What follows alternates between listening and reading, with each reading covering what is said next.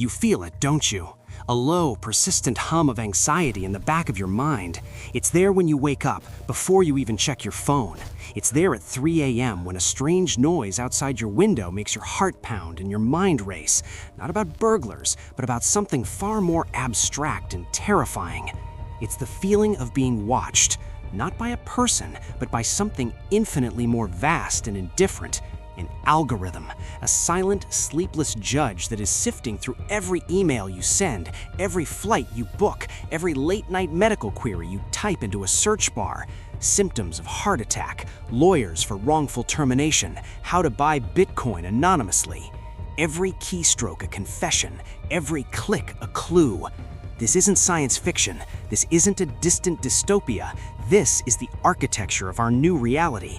Leaked documents have given it a name, Project Chimera, a system designed not to protect, but to predict, to calculate your threat level, your deviation score, to decide without trial or warning that you are a problem to be solved. And the single most terrifying part of this reality is the suffocating helplessness it creates, the feeling that the walls are closing in, but they are invisible. You are a ghost in a machine you did not build and cannot control, a machine that is, in fact, built from the digital dust of your own life. Think about what this means. Your life, once a private narrative, has become a public data set. Every digital breadcrumb you leave behind is being collected, analyzed, and fed into a black box. What are the parameters? What combination of online articles read, political donations made, or foreign websites visited will flip a switch and change your status from citizen to threat? Perhaps you read a controversial historian's blog. Perhaps you donated to an environmental group that the algorithm has correlated with eco-terrorism. Perhaps you simply have too many friends of friends who are considered unstable. You don't know. You will never know. This faceless judge has no empathy. It cannot be reasoned with. It cannot be appealed to. It is the logical endpoint of bureaucracy, a perfect, emotionless enforcer. It simply executes its code. The power to flag you, to freeze your accounts, to ground your flights, to effectively neutralize your life is being handed over to a machine that cannot comprehend justice, only patterns. And you are just a pattern, a collection of data points to be weighed and measured. Are you anxious? Are you angry? Do you feel trapped? These feelings themselves, expressed in a private message or a forum post, might be the very data points that condemn you. You are living in a digital panopticon, a prison designed by the philosopher Jeremy Bentham, where a single guard can see every inmate, but the inmates never know if they're being watched. Except now the guard is gone. He's been replaced by a tireless, all-seeing algorithm. The warden is everywhere and nowhere at the same time, and the very act of looking for the prison walls proves you are a prisoner. This is the new dread of the 21st century, not the fear of a tyrant's decree, but the cold, creeping terror of an automated judgment from which there is no escape. Your first instinct is to fight. It's the human response, hardwired into your DNA.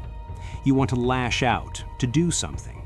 You think about protesting, signing that online petition that promises to make a difference, sharing angry articles with friends who are just as powerless as you are. You spend a weekend trying to de-Google your life, switching to encrypted messaging apps and privacy-focused browsers, a process so tedious and isolating it feels like a second job.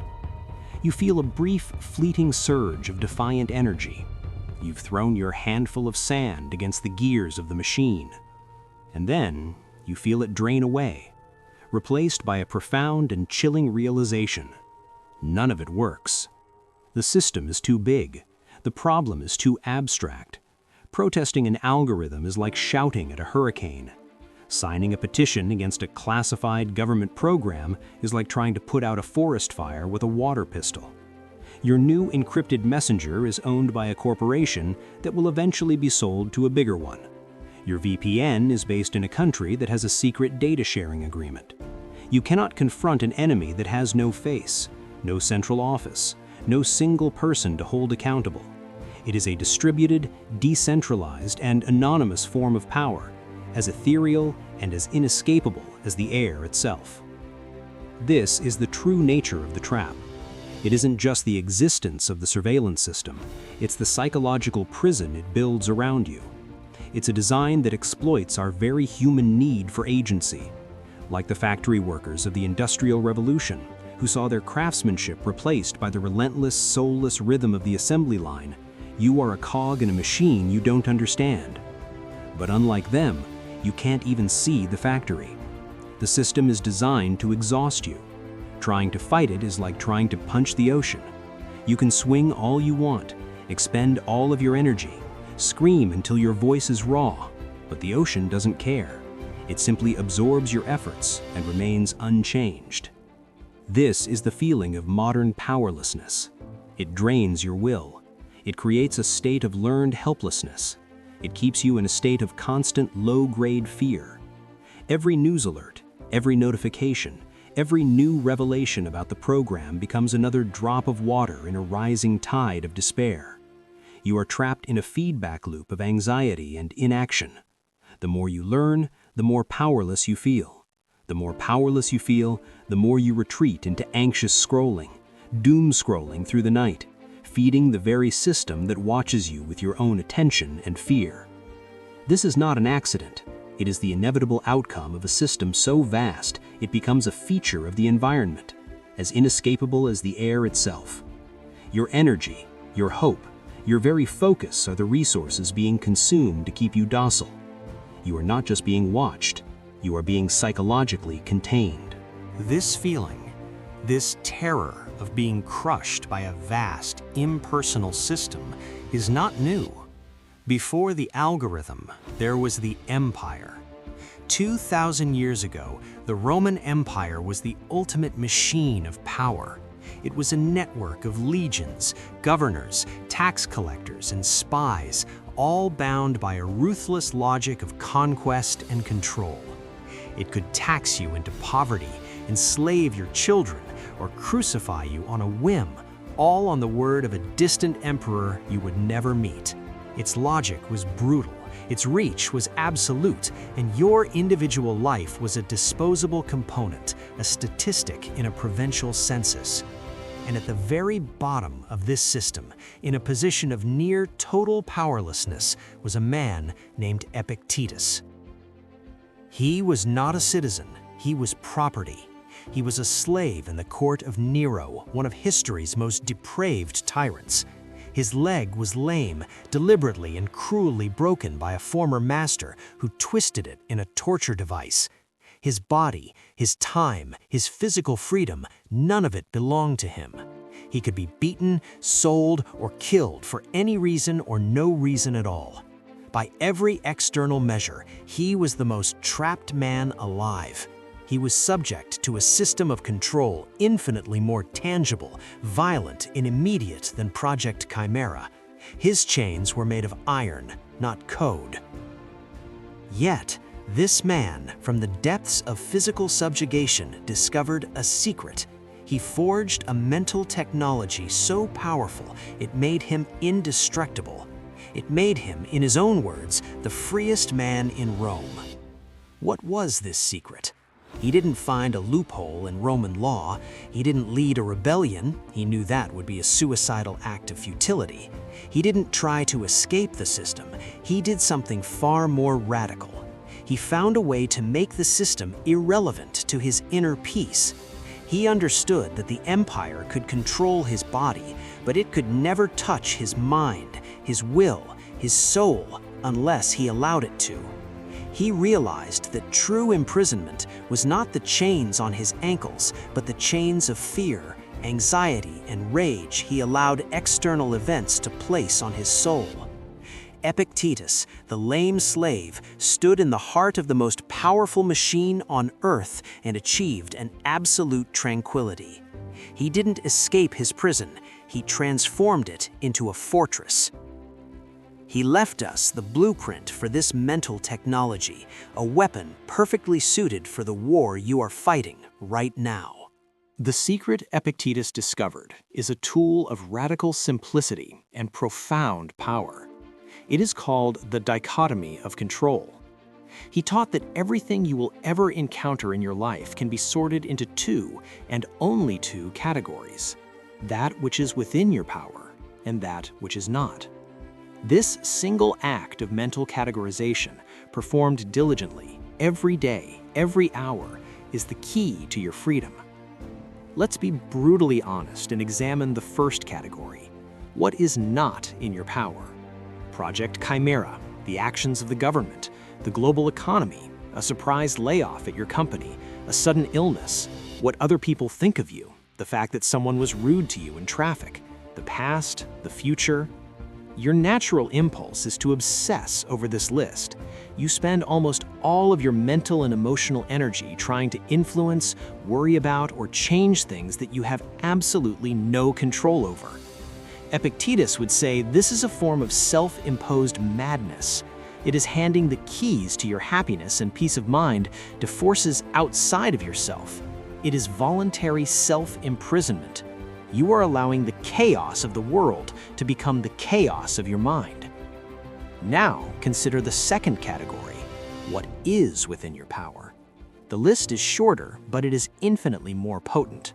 Your judgments, your opinions, your intentions, your decisions, your actions and your reactions, the character you choose to cultivate, the integrity you decide to uphold. That is it. That is your kingdom. It is the one patch of ground in the entire universe where you are the absolute, undisputed sovereign. The mental technology Epictetus created is the conscious, daily practice of withdrawing all of your energy and attention from the first category and focusing it entirely on the second.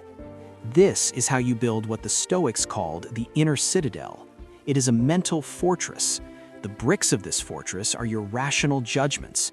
The mortar is your self-discipline.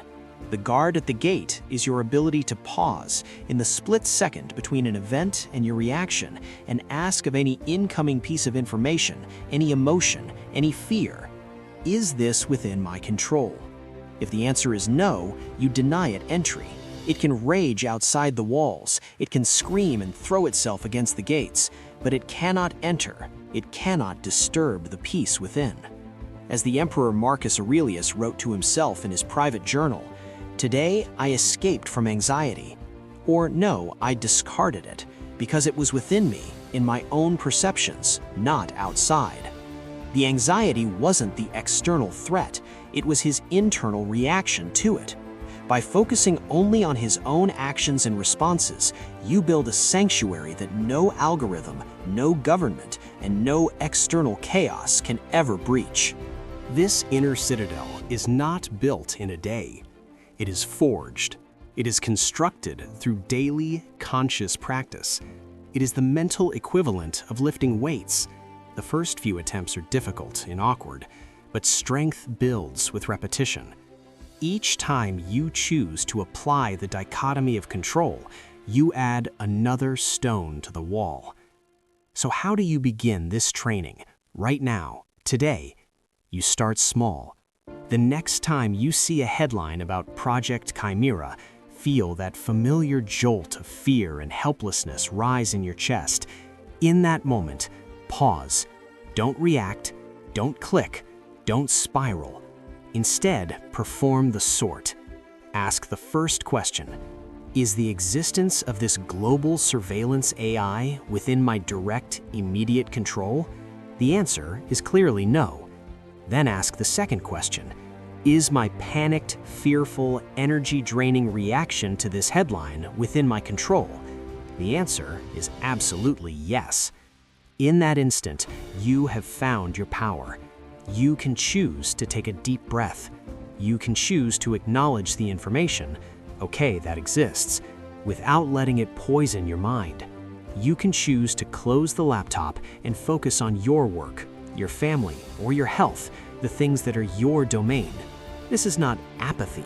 It is strategic allocation of your most precious resource, your attention. It is tactical indifference. Let's take another example. You are stuck in bumper-to-bumper traffic, late for an important meeting.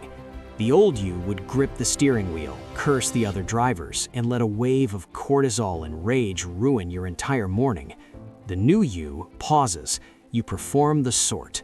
The traffic itself, outside your control. The actions of every other driver, outside your control. Your own rising blood pressure, your angry thoughts, your choice to blast the horn, entirely within your control. You can choose to see this as a moment to listen to a podcast, to practice deep breathing, to simply accept reality as it is. You reclaim your peace from the situation. The Roman Emperor Marcus Aurelius, himself a devout Stoic, wrote in his private journal, "You have power over your mind, not outside events. Realize this, and you will find strength." This is the core of the practice. Every time you consciously separate external events from your internal response, you are forging your shield. You are strengthening the fortress. You are practicing the art of becoming unconquerable, one deliberate choice at a time. It is a slow, methodical process of reclaiming your own mind from the chaos of the world.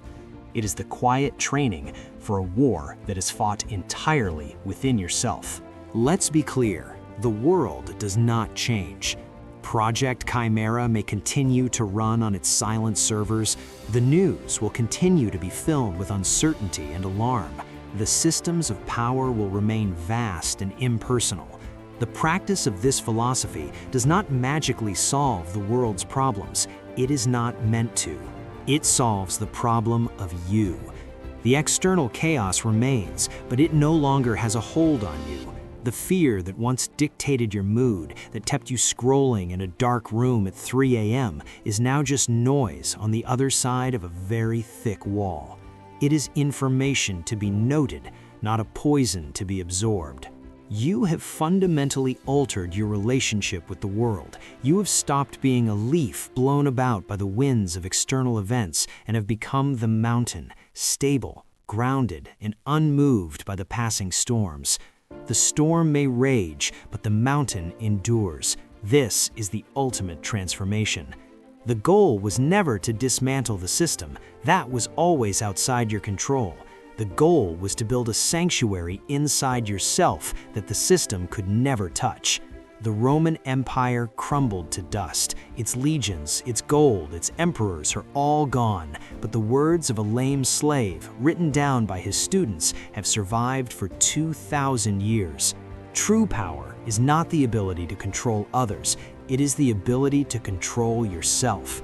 They can monitor your clicks, they can analyze your data, they can build your profiles and run their predictive models, but they cannot command your assent. They cannot dictate your judgments. They cannot force you to feel fear. They cannot touch your will.